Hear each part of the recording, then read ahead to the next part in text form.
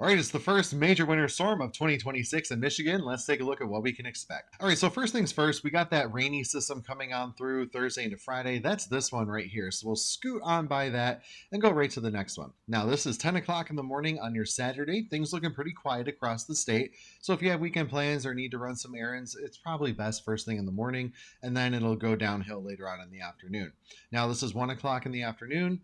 4 o'clock right here, and that's when things really start to get underway. So notice we're seeing the darker blues and purples, indicating the more snow. Now, this is the European model, which had a little bit of a southeast shift lately, and that's going to indicate the possibility for heavier snow across much of the lower peninsula compared to earlier anticipated. So that's what happens when a forecast evolves. When we get closer to a storm system, we start to get those finer details and we can, pinpoint the forecast a little better. So wobbles and shifts on the track are pretty much to be expected.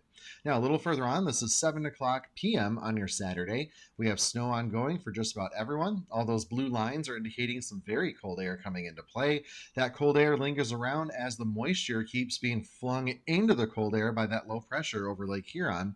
And that continues into Sunday. This is 1 o'clock in the morning on your Sunday. 4 o'clock in the morning and 7 o'clock in the morning. And I do think we'll see some brief lake effect even in southwestern parts of the state of Michigan, as the winds will be just the right angle for a couple of hours. Then we're finally going to wrap things up by later in Sunday. By 7 p.m., things should be just about out of here. Now, wind speeds won't be too terrible throughout the day on Saturday, which is enjoyable if you have those errands to run. But look what happens later Saturday evening.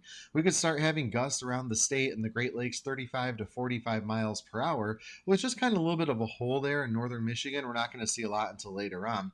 But look how those winds continue to gust, and out over the open waters, by the time we get into early Sunday morning, we could be talking some gusts out over the open waters to about 50 miles per hour, which if you live along the lakes, you know that it's possible to get some gusts pretty close to that right on the shoreline as well. So we'll have to watch out maybe for a couple localized power outages, but those winds continue to be pretty strong. And again, look how they ramp up over Lake Huron. This is early Sunday morning, about 2 o'clock in the morning. And as we keep going, notice we're going to keep those gusts pretty strong, but the peak of them will be right here Sunday afternoon, gusting about 35 to 40 miles per hour. So even if you're not seeing a lot of snow coming down, it'll be blowing around what's already fallen on the ground. Now, temperatures when this start, especially in the lower peninsula, look at this. This is Saturday afternoon, about 3 or 4 o'clock in the afternoon. We're going to see temperatures in the mid 30s. Those do drop, though, once we get a little bit later into the overnight. So by midnight right here, everyone's down into the 20s. And then temperatures are just going to kind of get colder. Look at the colder air diving down from Canada. We'll keep it in the 20s, ranging from north to south between 21, 28, 29 degrees. And then that's going to cause the snow to be just a little bit on the fluffier side. Not too bad, but kind of a normal snowfall coming our way. And then we'll have some brief cold coming your way for Monday morning before things do start to warm back up.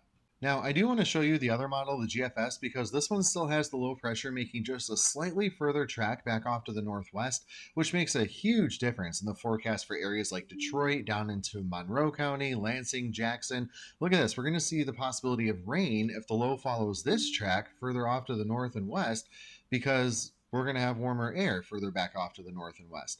Then the snow wraps around just like the European model shows, and it's out of here by 7 p.m. on your Sunday, just like the European model shows. Now, in terms of snowfall, it's a little early for that, but we can take a look at some probabilities, because weather is really all about probability and statistics.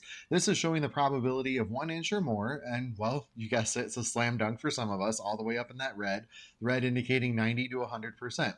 I can change it though to look at 3 inches or more, and we start getting those possibilities a little down, but still a slam dunk for parts of the upper peninsula.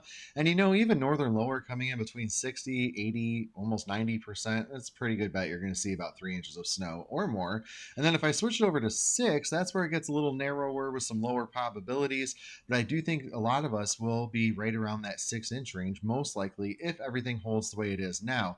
I can keep going up 12 inches and it gets, smaller and smaller. Maybe the higher terrain by Marquette squeezing out a 12-inch total here or there. That would really be about it. I'll have a lot more details though as the system gets a little bit closer.